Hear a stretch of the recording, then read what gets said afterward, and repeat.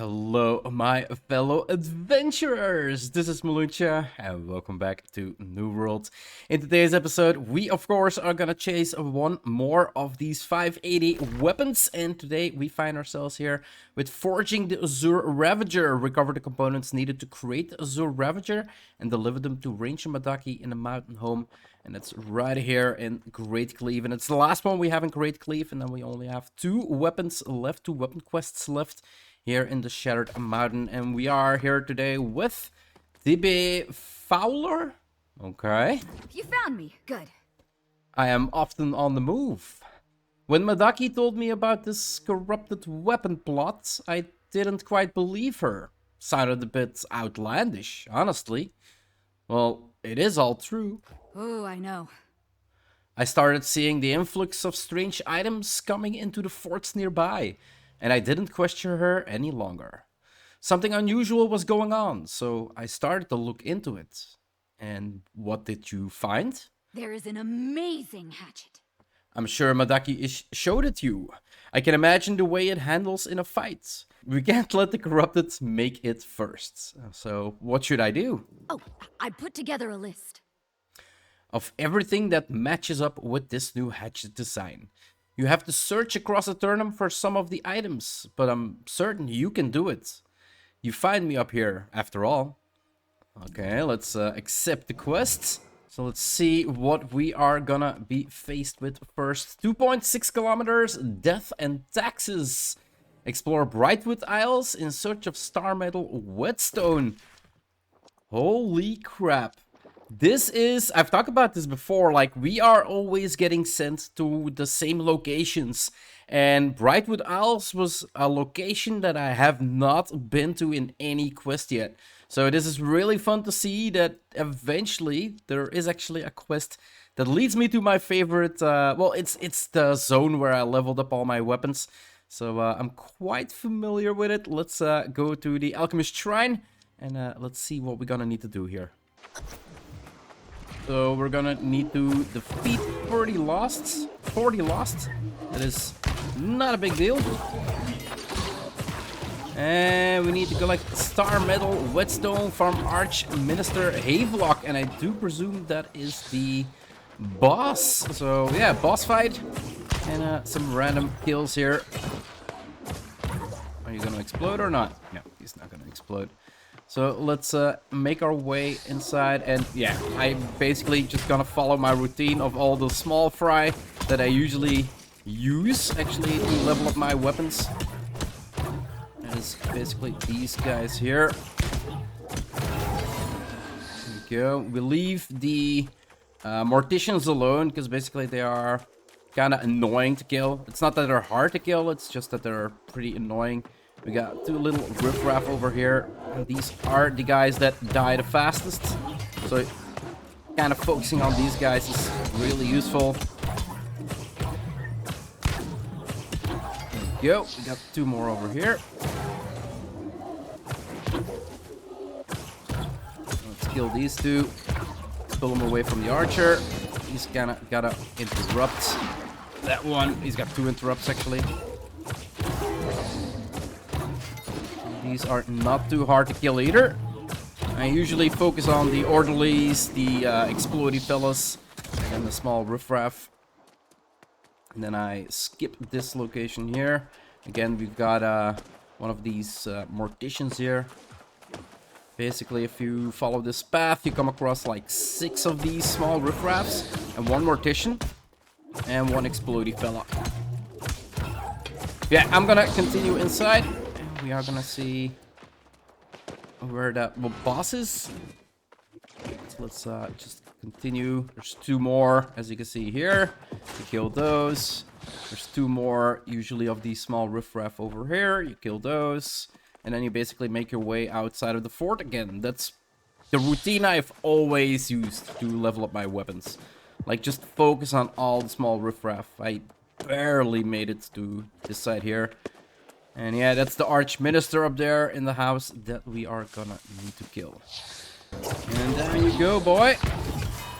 And you do want to be careful that you do not get like pushed up the crates or something like that, or like behind here. It's possible that he pushes you down here and that you basically get stunned, can't get away from him, and he will reset because he cannot target you.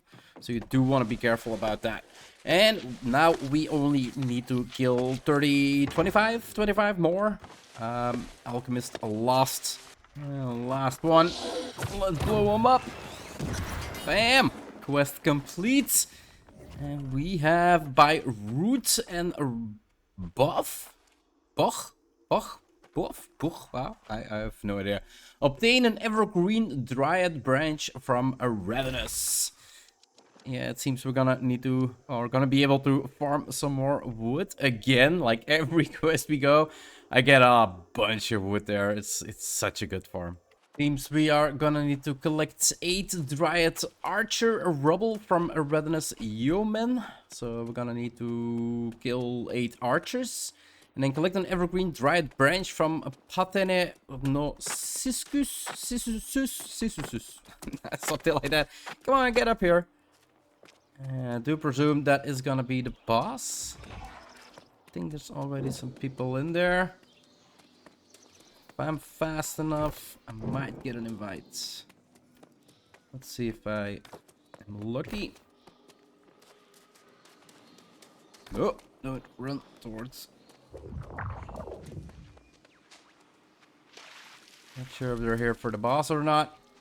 Let's see if I can get an invite. There we go. Perfect. And boss down. Collect his loot. Evergreen dryad branch. And let's see where we actually gonna need to go next. And that is forging the Azure Ravager. A sample of evil. Eliminate the monstrous corrupted gather near corrupted branches. So that means we can do this quest on any difficulty that we want. That means we are going to first light, of course, because those are the easiest portals that we can close down.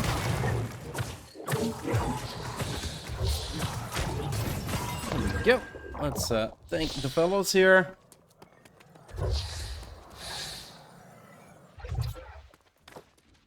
And let's head on out. Usually I teleport to First Light Settlement, and then just run to the portals. But there's always a couple portals here next to the Cape Thompson Shrine, so it's actually easier to just come to here and then just do the portals around this location. And that's not a mob. Here they are. We're gonna need to kill 50 of these guys. Yeah, level 25, really easy. These are actually the easiest parts of the, well, 580 weapon, the epic weapon quests that you can do. Let's dodge through that wall there. And let's keep killing. There we go, quest complete.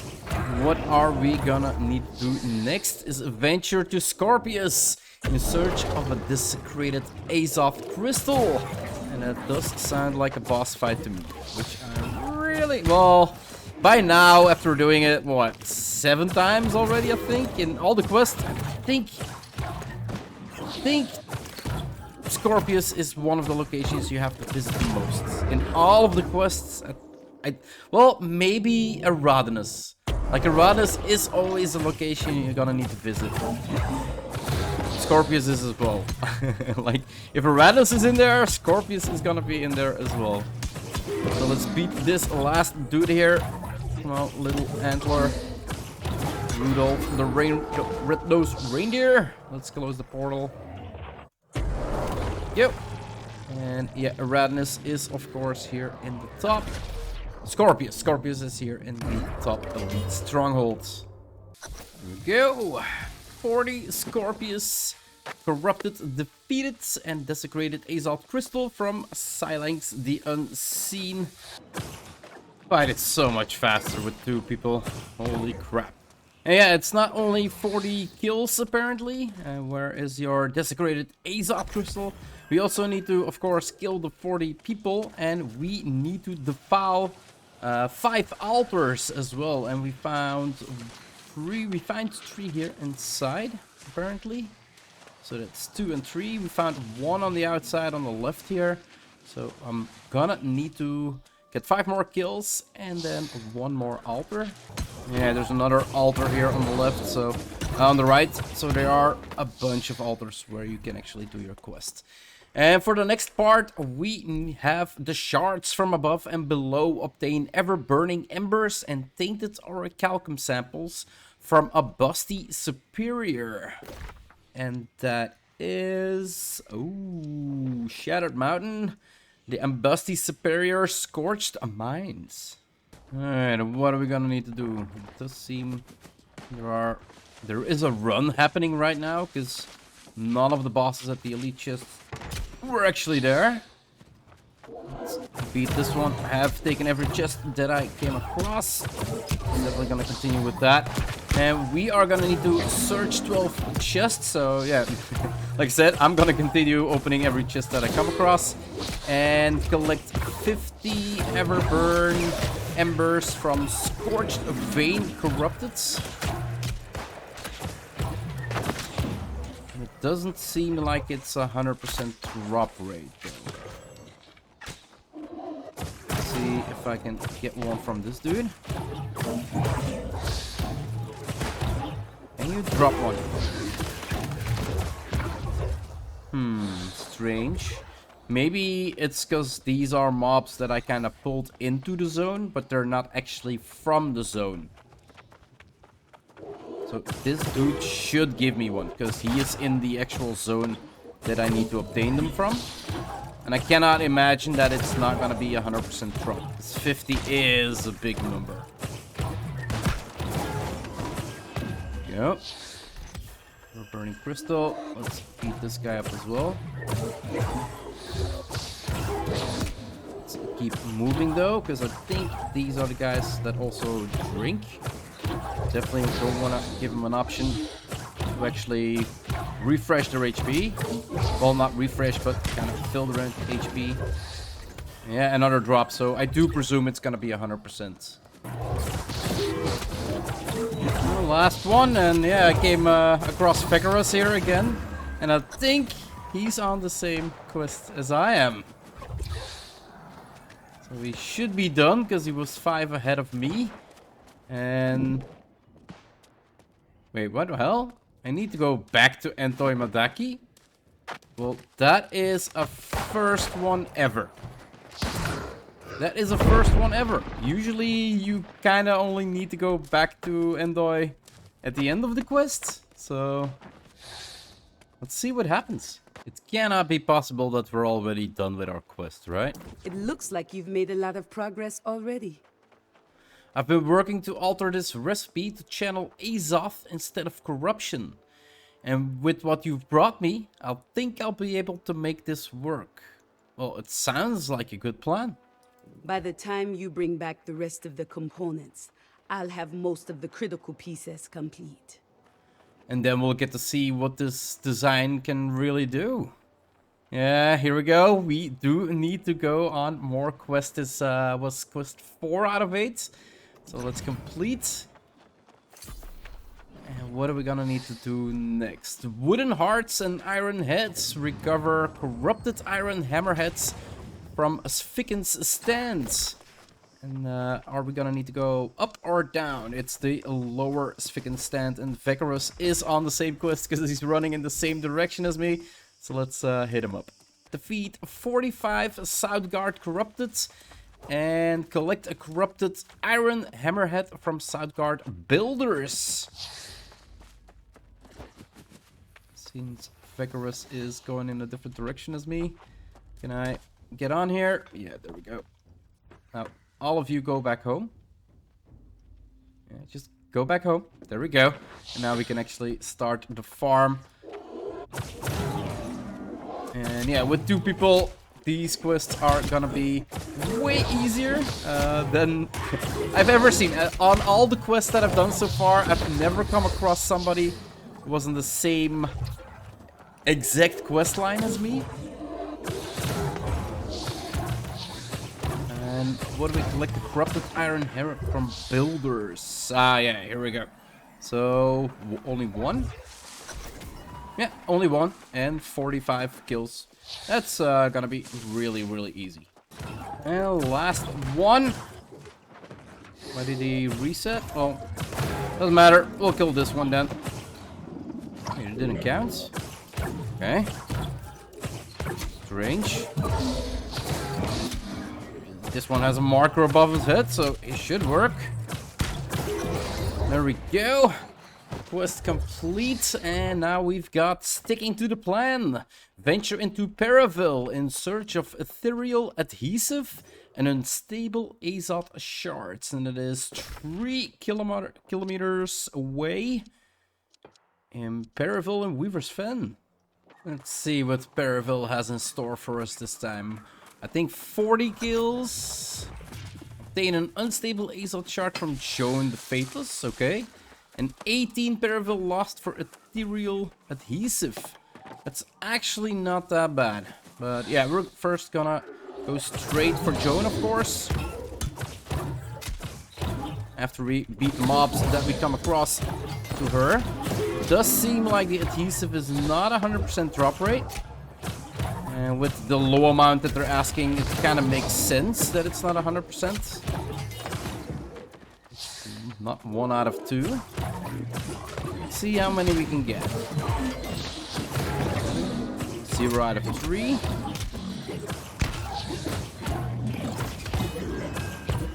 Did we get 1? Yeah, 1 out of 4. 1 out of 4. That's 36 kills. No, more. That's 72 kills. Am I wrong? No, that's 73 kills. 72 kills. That's a lot. 26. I can't do math, guys. I honestly can't do math. Let's see how many it actually takes us. Come on, whore. Come on, do your nice screech. Yeah, there we go. I love that animation. I really do love that animation. I do wonder why there's no more mobs like that. It seems Joan is not here, apparently. Let's not blow up.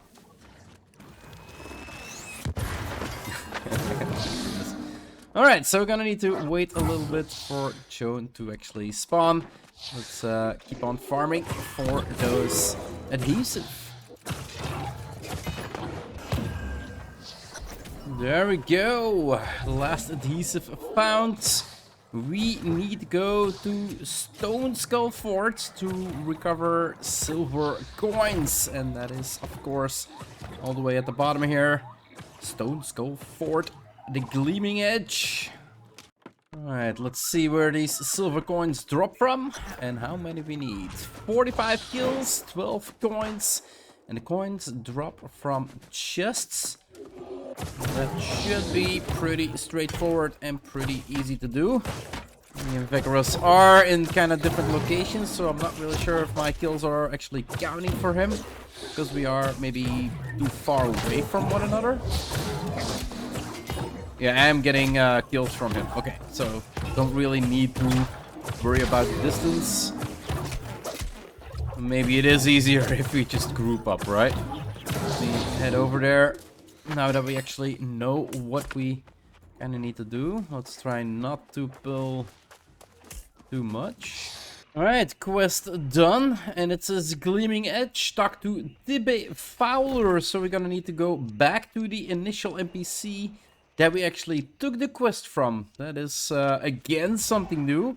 We had to go back to Odake in the middle of the quest, and now we actually need to go back to the NPC. There's definitely some different aspects to this quest line. And I'm getting attacked by a bailiff. Crap. Let's see if I can get rid of it before I can actually teleport. Are you gonna leave me alone, or are you gonna keep following me? Seriously? Go back home. Come on, go back home. There we go. And let's go back home ourselves. Oh, a great haul. Wonderfully done. While you've been out, I was able to stop 3 other shipments from making their way to the forges of Caminus. It felt good to be up and active, you know? Well, yeah, I do. Oh, Ranger Medaki sent a runner earlier, in case you stopped by. She's almost completed the hatchet, and it looks like with what you have, she'll have the final pieces she needs. Hurry up there. I think... Wait, what? I thought we were only on quest 7. Like last episode, I thought I was on quest 8, but I was actually at quest 7. And with this one, I think I'm gonna need to accept quest 8, but quest 8 might actually be go talk to Madaki. And that would be really the most easy quest you can do for these elite zones. So let's recall to in. Let's see what Madaki has to say and if it is actually true that this is the 8th quest. Glad you made it back. Wow, some of this stuff must have been hard to find. Nicely done. Give me a bit to integrate these last components you've brought, and we'll see what we end up with. Well, hopefully a hatchet. This is no ordinary hatchet. Whoever designed it was a master smith. A name is coming to me. Azure Ravager? The Slayer of Corrupted? Yes, that's got a nice ring to it. Yeah, the Azure Ravager, blazing a trial of both fire and hope. Let's accept, and yeah, I think this was like only actually 7 kill quests that we had to do instead of 8. As far as I could count. And we already in the previously in the episode really thought we couldn't count, so where the hell is it? Oh, over here. So 580, of course, 28 strength, so flat stat, pretty good. Then damage converted to Arcana, damage scales of base, weapon stat, intellect, whichever is highest. Energizing Feral Rush, gain 18 stamina for each successful hit with Feral Rush. And then Corrupted Bane, 14% damage to Corrupted. I have no idea if the Energized Feral Rush is a good perk or not. But yeah, it's a 580. We can do nothing with it, so we are gonna do with it what we do with all our weapons, and that is stash them. It's again, guys, it's so sad that we cannot. I would love like headshot damage enchanted. I would love to use this one, the last argument, but yeah, it's pointless. Can't bring it to 600. Anyway, guys, this is where I am. I'm gonna sit my ass down and end this episode up here. If you want to see more of my quest progression on my Let's Play here in New World, just hit that subscribe button. It would always help out a lot. I do hope you enjoyed this episode, and I'll see you in the next one. Bye-bye.